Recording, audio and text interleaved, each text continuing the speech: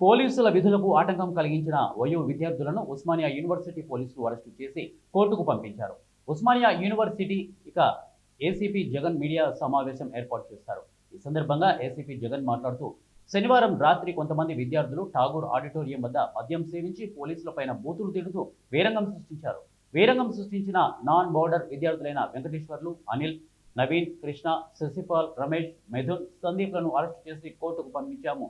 Court ఆదేశాల మేరకు non border విద్యార్థులకు 41 నోటీసు స్టేషన్ బెయిల్ మంజూరు చేశారు. ఒక పిక్నిక్ స్పాట్గా చేసేసి ఇప్పుడు సాయంత్రం అయింది అంటే ఆర్ట్స్ కాలేజ్ ముంగట విపరీతంగా బర్త్డే కేకులు కోయడము, అట్లాగే చాలామంది ఫ్యామిలీస్తో వచ్చేసి కూర్చోవడము, అట్లాగే కొంతమంది ప్రేమ జంటలు అన్నీ కూడా అక్కడ వచ్చి డిస్టర్బ్ చేయడము, ల్యాండ్స్కేప్ గార్డెన్లో చాలామంది అక్కడ కూర్చోవడము, అట్లాగే ఈవినింగ్ టైం అయింది అంటే అందరూ కూడా అక్కడ ఆర్ట్స్ కాలేజ్ ముందు వచ్చి అక్కడంతా చాలామంది పంచాయతీలు మాట్లాడుకోవడము, నాన్ బోర్డర్ చాలామంది కూడా ఓయూ లీడర్స్గా చలామణవుతుంది.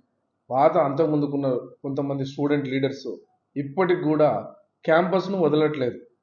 ఆ క్యాంపస్ లేకపోతే వాళ్ళకు కంప్లీట్గా మాకు ఉపాధి లేదన్నట్టుగా కొంతమంది నాన్ బోర్డర్స్, కొంతమంది పాత మాజీ లీడర్లు ఇప్పటికి కూడా క్యాంపస్ను పట్టుకొని వేలాడుతూ ఇక్కడ స్టూడెంట్స్ను బాగా డిస్టర్బ్ చేస్తూ, ఇక్కడ చదువులను స్టూడెంట్స్ నిజంగా చదువుకునే వాళ్లకు బాగా డిస్టర్బ్ చేస్తూ వాళ్ళను బాగా బయట పంచాయతీలన్నీ తీసుకొని వచ్చేసేసి బయట ఎక్కడనో సెటిల్ వాళ్ళు చేసుకోవాల్సిన ఇష్యూలన్నీ కూడా ఇక్కడికి పిలిపించుకొని క్యాంపస్లో పిలిపించుకొని ఇక్కడ మాట్లాడుకొని ఇక్కడ బాగా డిస్టర్బ్ చేయడం జరిగింది.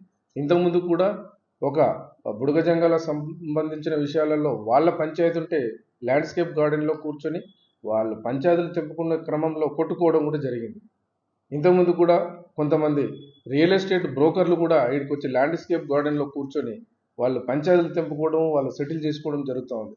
కొంతమంది అనధికారికంగా ఇప్పుడు ల్యాండ్ మన ఎవరైతే నాన్ బోర్డర్స్ ఉన్నారో పాత వాళ్ళ ఎవరైతే స్టూడెంట్స్ను క్యాంపస్ను వదిలిపెట్టిపోయిన కొంతమంది పొలిటికల్ ఆర్గనైజేషన్ స్టూడెంట్స్ కూడా ఇక్కడ వచ్చి మేము మాజీ స్టూడెంట్స్ అని మాకు ఎవరినో ఒకటి ఇక్కడ చదువుకునే వాళ్ళని పట్టుకొని వచ్చేసి ఇక్కడ ప్రోగ్రాంలు చేయడము, ఇక్కడ సభలు పెట్టుకోవడము, ఇక్కడ ప్రతి ఒక్క అజిటేషన్ను ఇక్కడ ఏదో చేసేసి క్యాంపస్ను ఒక ధర్నా చౌక్ లాగా, ఒక పిక్నిక్ స్పాట్ లాగా మార్చుకోవడం జరుగుతుంది. ఇది ఎట్టి పరిస్థితులలో మేము అనుమతించడం